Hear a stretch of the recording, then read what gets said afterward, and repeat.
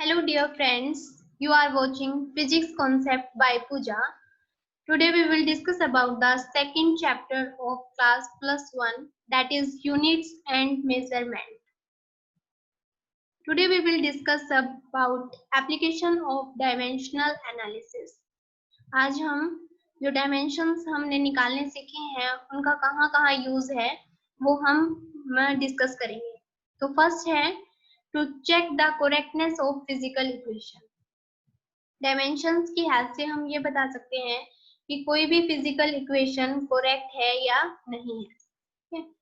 Second हम बता सकते हैं रिलेशन फाइंड आउट कर सकते हैं वेरियस फिजिकल क्वांटिटीज का. थर्ड वन है कि हम कन्वर्ट कर सकते हैं न्यूमेरिक वैल्यू को किसी भी एक सिस्टम से दूसरे सिस्टम में. ठीक है, तो ये तीनों एप्लीकेशन जो है वो आपको एग्जाम्पल की हेल्प से और भी अच्छी तरह क्लियर हो जाएंगी. तो स्टार्ट करते हैं. फर्स्ट एप्लीकेशन जो कि है to check the correctness of physical equation, कि कोई भी फिजिकल इक्वेशन करेक्ट है या नहीं है.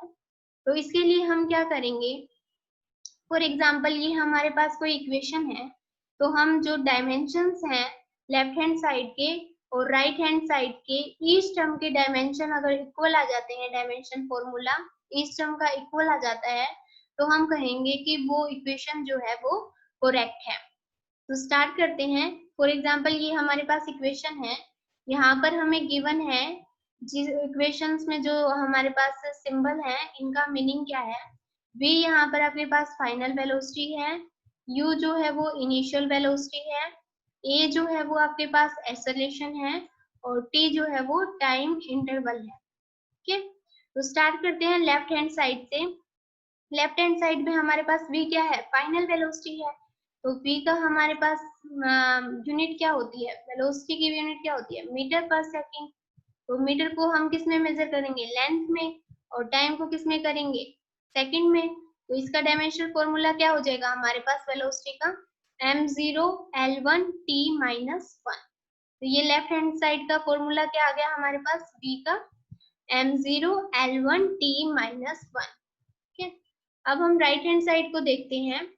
राइट हैंड साइड में हमारे पास क्या है, सबसे पहले इसके u टर्म को देखते हैं. एक टर्म ये है और सेकंड टर्म इसमें ये है, तो दोनों टर्म्स का जो है वो इक्वल आना चाहिए लेफ्ट हैंड साइड के इक्वल. तो u क्या है, इनिशियल वेलोसिटी.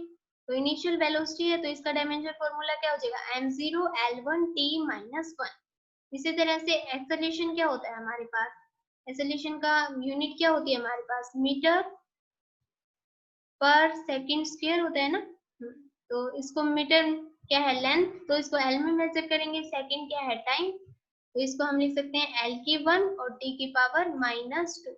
तो ये हमारे पास किसका हो गया डायमेंशन फॉर्मूला, m0, m लिखना चाहो तो लिख सकते हो m0 l1 t -2. और ये साथ में टाइम भी है इसके, तो टाइम का क्या लिखोगे, t की पावर 1. तो जब इसको सोल्व करोगे तो t की पावर -2 है, यहाँ पर t की पावर 1 है, तो बेस सेम है तो पावर ऐड हो जाएंगी. -2 + 1 कितना रिमेनिंग रह जाएगा, -1. तो आपके पास डायमेंशनल फॉर्मूला क्या हो गया, m0 l1 t -1. देखो राइट हैंड साइड की इस टर्म का डायमेंशनल फॉर्मूला यही है और इस टर्म का भी कितना है, सेम है. और लेफ्ट हैंड साइड का भी कितना ही था, m0 l1 t -1. यानी कि हमारे पास अब इसमें ऐड करेंगे तो ये मान लो ये क्या है, मीटर पर सेकंड है और ये भी मीटर पर सेकंड है, ये भी किसकी है, मीटर पर सेकंड. तो जब मीटर पर सेकंड को ऐड करोगे तो कितना हो जाएगा, 2 मीटर पर सेकंड, यानी कि 2 ऑफ दिस. यहाँ पे 2 क्या है, ये डायमेंशन लेस कांस्टेंट है. इसका मतलब हमने देखा कि जो डायमेंशन फॉर्मूला है लेफ्ट हैंड साइड की इस टर्म का इक्वल आ गया राइट हैंड साइड ऑफ के इस टर्म के डायमेंशनल फॉर्मूले के इक्वल. इसका मतलब ये जो इक्वेशन है v = u + at, ये इक्वेशन सही है. क्लियर है आपको ये एग्जांपल. ओके, नेक्स्ट एग्जांपल देखते हैं. हमारे पास गिवन है अब रिलेशन, ये रिलेशन s = ut + ½ at². तो यहाँ पर इन मीनिंग सिंबल्स के मीनिंग वही है, u इनिशियल वेलोसिटी है, t टाइम इंटरवल है, a एक्सेलरेशन है, t टाइम है और s क्या है यहाँ पर, s हमारे पास है डिस्प्लेसमेंट. एस क्या है, डिस्प्लेसमेंट। क्लियर है। तो अब हम निकालते हैं यहाँ पर इनके भी डायमेंशनल फॉर्मूला। तो यहाँ पर एस क्या है, डिस्प्लेसमेंट। लेफ्ट हैंड साइड को देखते हैं, एस क्या है, डिस्प्लेसमेंट। तो डिस्प्लेसमेंट क्या है, लेंथ ही है। तो डिस्प्लेसमेंट को हम कैसे लिख सकते हैं, एल की पावर 1। तो इस तरह से डायमेंशन फॉर्मूला लिखा जा सकता है एम एल टी की टर्म्स में, एम की पावर 0, एल की पावर 1 और टी की पावर 0। क्योंकि हम एम एल टी में ही लिखते हैं डायमेंशनल फॉर्मूले को। ठीक है। अगर आपको और अच्छी तरह से इसकी अंडरस्टैंडिंग चाहिए तो आप इसकी फर्स्ट वीडियो देख सकते हैं, जिसमें मैंने इसका डायमेंशनल फॉर्मूला निकालना बताया है किसी भी फिजिकल क्वांटिटीज का। क्लियर है। लेफ्ट हैंड साइड होगी हमारे पास। अब हम देखते हैं right hand side. Right hand side में u और t है। u क्या है, इनिशियल वेलोसिटी मतलब मीटर पर सेकेंड। ut का देखते हैं, u और t है। u क्या है, इनिशियल वेलोसिटी मतलब मीटर पर सेकेंड। मीटर का मतलब L1 और पर सेकेंड मतलब t-1। इनटू में हमारे पास ये क्या है, टाइम। तो टाइम की भी 1। ये टाइम से टाइम कैंसिल होगा, मतलब कितना रिमेनिंग रहेगा, इसका डायमेंशन फॉर्मूला l की पावर 1। देखो लेफ्ट हैंड साइड में भी कितना था, l की पावर 1 था। इस टर्म का भी कितना आया, ut का भी l की पावर 1 आया है। क्लियर है। अब हम देखेंगे सेकेंड टर्म का। सेकेंड टर्म क्या है हमारे पास, हाफ एटी स्क्वायर। तो हाफ तो क्या है, कांस्टेंट है, इसके तो कोई डायमेंशन होंगे नहीं। एटी स्क्वायर देख लेते हैं, इसका डायमेंशन फॉर्मूला क्या बनेगा। ए क्या है, एक्सेलरेशन। एक्सेलरेशन क्या होता है, मीटर पर सेकंड स्क्वायर। और मीटर पर सेकंड स्क्वायर, मीटर का मतलब लेंथ में, और सेकंड स्क्वायर मतलब टाइम की -2। और ये टी की स्क्वायर है मतलब टी की पावर 2। तो ये तो कैंसिल हो जाएंगे इनकी पावर, तो 2 की पावर 2 से तो रिमेनिंग क्या रहेगा, एल की 1।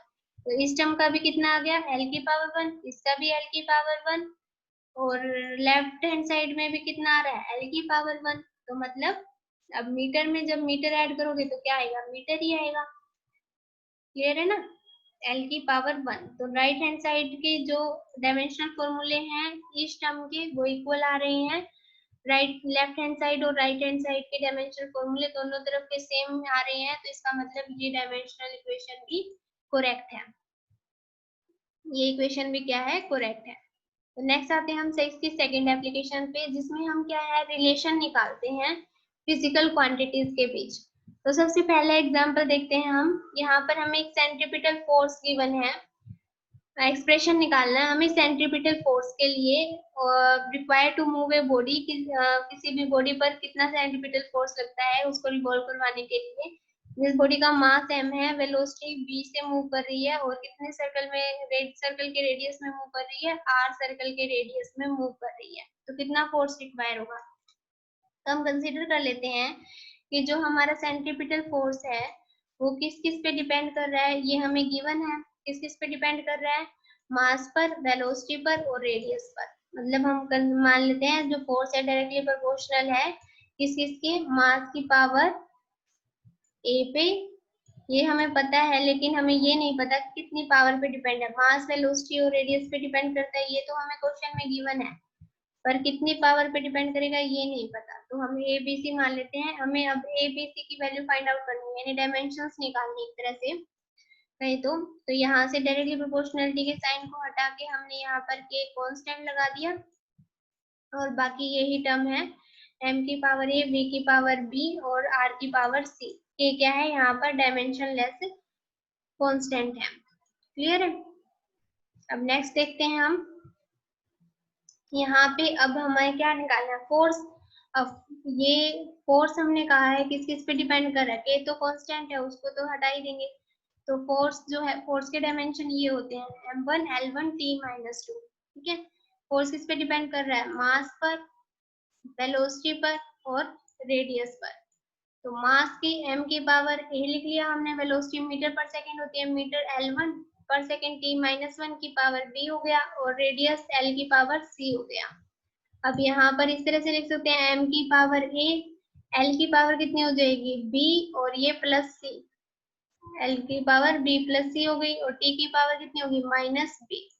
अब यहाँ पर बेस सेम है तो पावर को इक्वेट कर सकते हैं। तो इस इक्वेशंस की पावर को हम इक्वेट करेंगे तो हमारे पास वैल्यू आ जाएंगी a की वैल्यू कितनी आ जाएगी 1, और b प्लस सी की कितनी आ जाएगी 1 के इक्वल, और माइनस बी की इसके इक्वल हो जाएगा -2 के, तो यहाँ माइनस से माइनस कैंसिल हो जाएगा, a की 1 b की 2 t c की -1, यानी कि जो फोर्स है हमारे पास जो हमने कहा था वो किसके इक्वल आ रहा है, इज इक्वल टू के m की पावर a माना था हमने, a कितना है वैल्यू 1, b की पावर कितने माना था b, यानी b कितना आ रहा है 2, तो m b स्क्वायर अपॉन में r की वैल्यू कितनी है -1, तो नीचे आ जाएगा r की पावर 1, -1 है तो नीचे आ गया, तो फोर्स किसके इक्वल हो गया M B square upon r।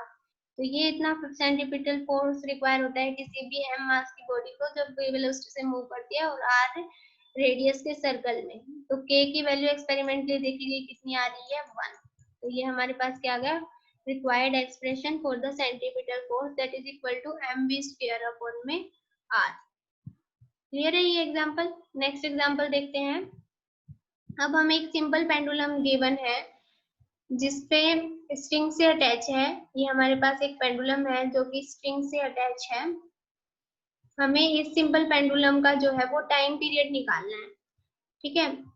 ये जो ओसिलेट कर रहा है, ये सिंपल पेंडुलम जो है वो ओसिलेट कर रहा है, कभी इधर जा रहा है कभी इधर जा रहा है under the coaction of force of gravity, और इस पे फोर्स ऑफ ग्रेविटी लग रहा है नीचे की तरफ जी। Suppose the period of oscillation of simple pendulum किस पे डिपेंड कर रहा है, लेंथ ऑफ द स्ट्रिंग पे, मास ऑफ द बॉब, इस बॉब का मास कितना है, और एक्सेलरेशन ड्यू टू ग्रेविटी पे डिपेंड कर रहा है। तो हमें एक्सप्रेशन निकालना है इसके टाइम पीरियड के लिए। तो टाइम पीरियड हम मान लेते हैं किन किन बातों पे डिपेंड कर रहा है, लेंथ पर, एक्सेलरेशन ड्यू टू ग्रेविटी पर, और मास ऑफ द बॉब। ये हम इसकी लेंथ की पावर x मान लेते हैं, एक्सेलरेशन ड्यू टू ग्रेविटी की y, और मास की जो है वो z मान लेते हैं। तो इसे प्रोपोर्शनलिटी के कांस्टेंट को हटा के, प्रोपोर्शनलिटी के साइन को हटा के कांस्टेंट लगा देते हैं k। क्लियर है, और ये यूं का यूं लिखा जाएगा। तो ये आ गया हमारे पास टाइम पीरियड, के जो है वो डायमेंशन लेस कांस्टेंट है। क्लियर है। अब हम देखो डायमेंशनल फॉर्मूला लिखेंगे यहाँ पर दोनों का। तो ये टाइम पीरियड क्या है पेंडुलम का, t की पावर 1 हो जाएगा, इसकी 0, l की 0, m की 0 हो जाएगा। इस पे डिपेंड कर रहा था, ये लेंथ पर डिपेंड कर रहा था, और g acceleration due to gravity है क्या, ये g एक्सेलरेशन ही है, तो l1 t माइनस हो जाएगा। और किस पे डिपेंड कर रहा था, लेंथ पर, g पर, और मास ऑफ द बॉब, मास की कितना देगा 1 की पावर z। ठीक है, तो यहाँ से हम दोनों को अगर इस तरह से लिख सकते हैं, इसको जो l है वो किस किस पे डिपेंड कर रहा है, x पर, l की पावर x पर, और यहाँ से l की पावर y प्लस y पे भी, है ना। इक्वेशन को लिख रहे हैं हम। ये देखो l क्या है, मल्टीप्लाई हो जाएगा ये x, और ये y मल्टीप्लाई हो जाएगा। अब इस तरह से t देखें तो t किसके इक्वल हो जाएगा, t is equal to minus of 2y के इक्वल है। t किसके इक्वल है, माइनस ऑफ 2y, और m किसके इक्वल है, ओनली z के, m कितने हैं z के। तो अब यहाँ से m l t base same है तो पावर को इक्वेट कर देंगे, यानी x प्लस वाई लेंथ का यहाँ पर पावर कितनी है, x प्लस वाई, ये किसके इक्वल हो जाएगी 0 के इक्वल। यहाँ पर मास का किसके इक्वल है, z के इक्वल, और मास यहाँ पे 0 के इक्वल है तो मतलब z 0 के इक्वल आ गया।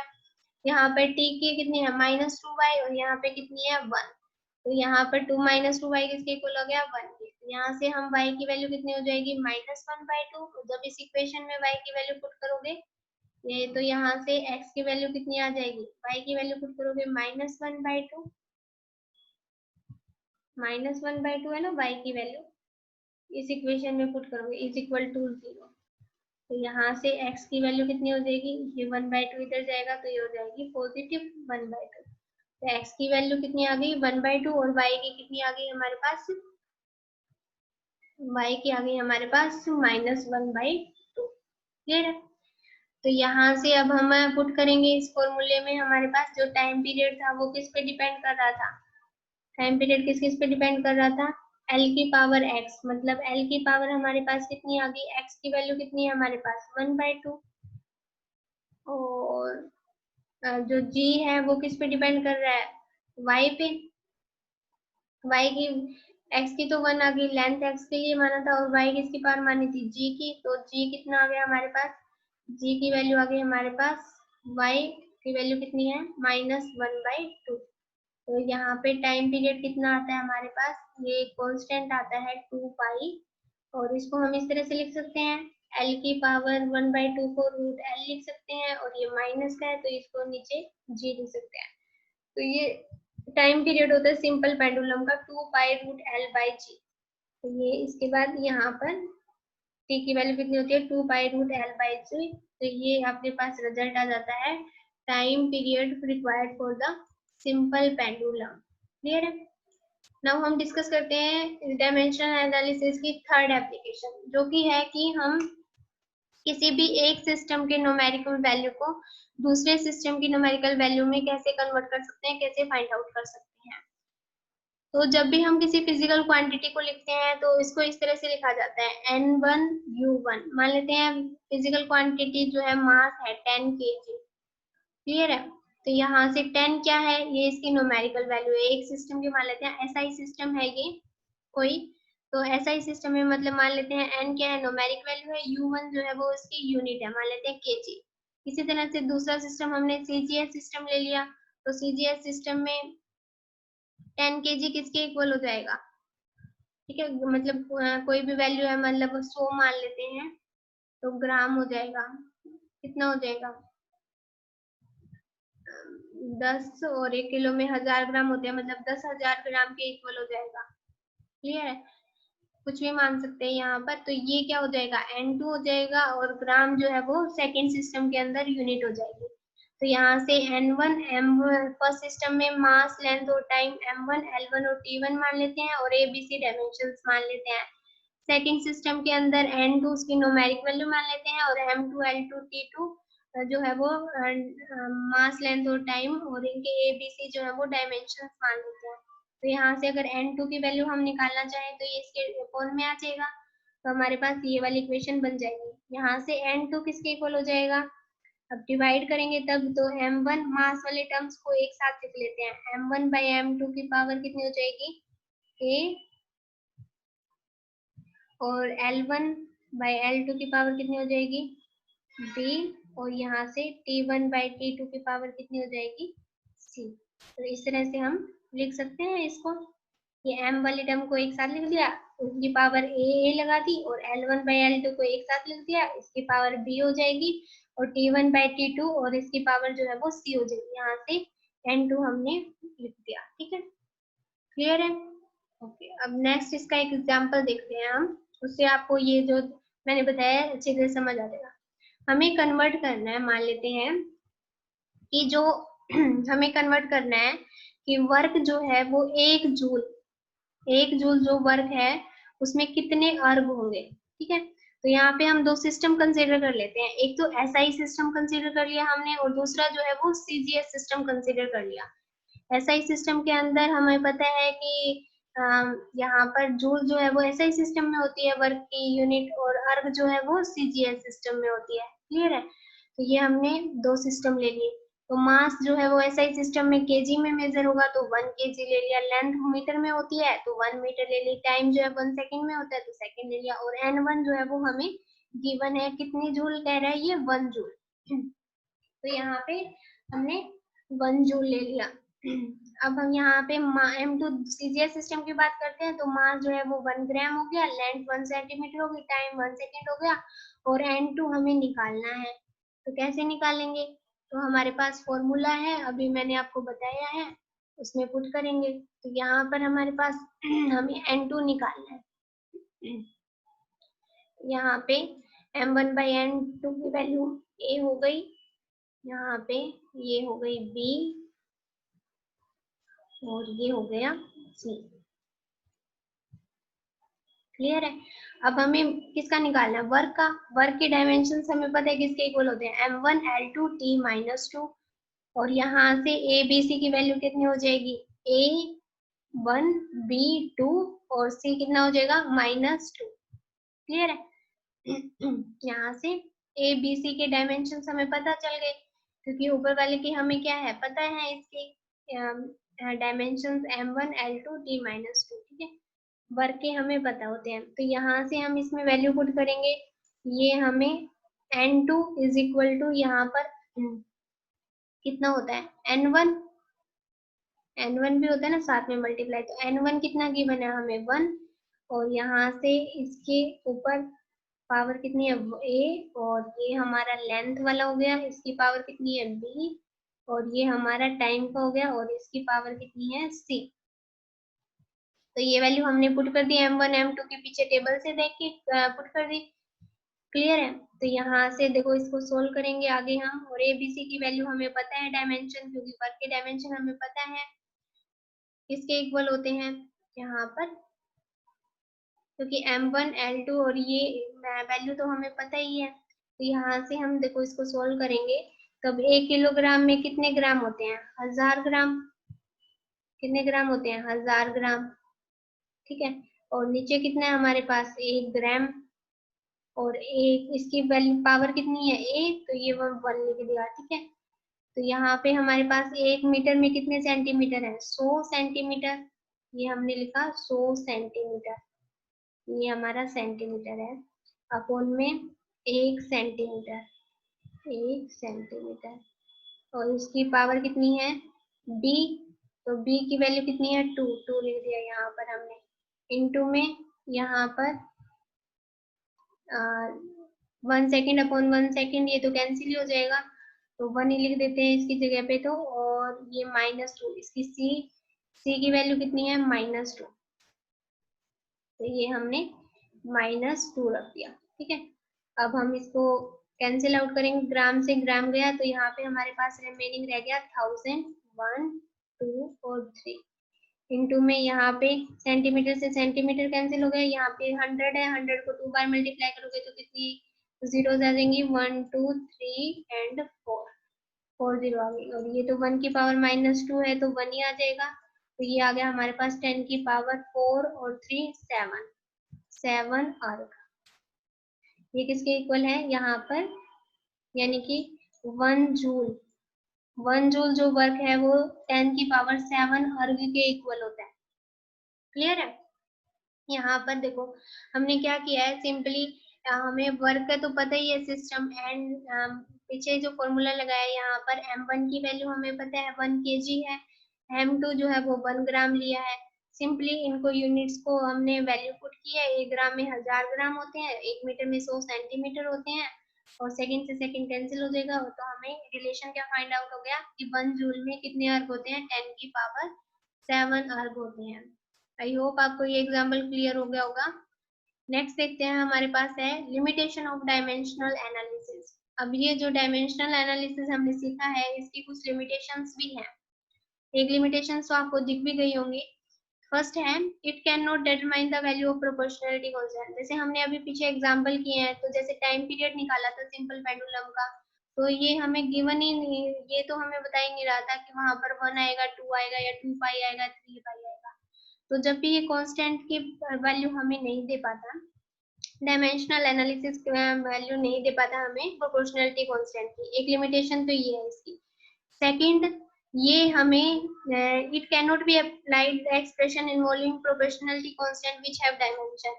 अभी तो ये जो कांस्टेंट है वो क्या है यहाँ पर डायमेंशन लेस है। अगर ऐसे कांस्टेंट है जैसे कि g है ग्रेविटेशनल कांस्टेंट, तो इसके डायमेंशंस होते हैं, तो अगर रिलेशन इक्वेशन में डायमेंशन वाले कांस्टेंट आ जाएंगे तब भी ये एप्लीकेबल नहीं होता फॉर्मूला डायमेंशनल एनालिसिस वाला। थर्ड वन, अगर ये हमें ना ये बता पाता है कि जो कांस्टेंट है एक्सप्रेशन में साइन थीटा है या कोस थीटा है वो है या नहीं है, क्योंकि ये डायमेंशन लेस होते हैं, तो ये हमें नहीं बता पाता कि है आएंगे या नहीं आएंगे किसी भी एक्सप्रेशन में। फोर्थ वन है it cannot be applied in the expression involving the more terms separated by addition and subtraction sign। अगर हमारे पास मान लेते हैं ये वाली इक्वेशन है v is equal to u plus at, और हम इसका निकालना चाहते हैं कि रिलेशन क्या होगा, तो हम तो डायरेक्टली ये लिखेंगे कि जो v है वो डायरेक्टली प्रोपोर्शनल करता है u पे, a पे और t पे, तो बीच में एडिशन है या सब्ट्रैक्शन है तो हम ये रिलेशन नहीं निकाल सकते, तो ये भी इसकी लिमिटेशंस हैं। तो ये 4 लिमिटेशंस हैं जिनमें डायमेंशनल एनालिसिस जो है वो हमें इंफॉर्मेशन नहीं दे पाता। ये सभी टॉपिक था जो डायमेंशन एनालिसिस से रिलेटेड। आई होप आपको ये क्लियर हो गया होगा। Thanks for watching.